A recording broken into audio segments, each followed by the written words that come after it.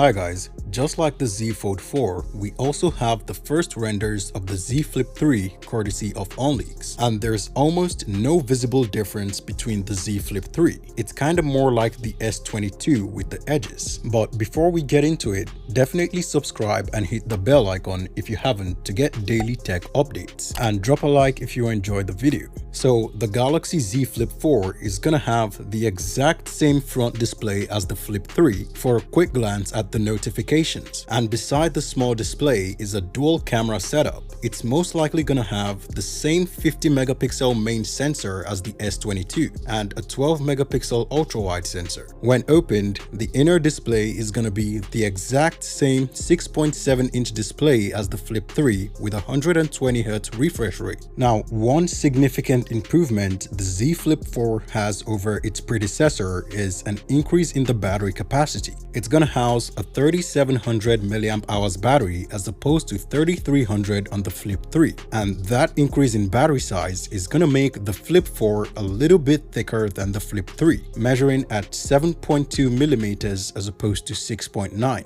That means the Z Flip 4 is gonna have the same battery capacity as the Galaxy S22, but we can expect an even better battery performance than the S22 because the Z Flip 4 is gonna be powered by the more efficient Snapdragon 8 Gen 1 Plus. And just like the Z Fold 4, the Flip 4 is also gonna have sharp edges like the S22, which I still think is a terrible idea for a foldable because of how boxy and thick it's gonna look. We can see the fingerprint sensor embedded in the power button on the right side of the device, and right above it is gonna be the volume rocker. Anyway, we're still a few months away from the launch of the device, and we're gonna get more leaks as we get closer to the launch, so definitely subscribe and hit the bell icon so you don't miss it. And be sure to drop a like if you enjoyed the video.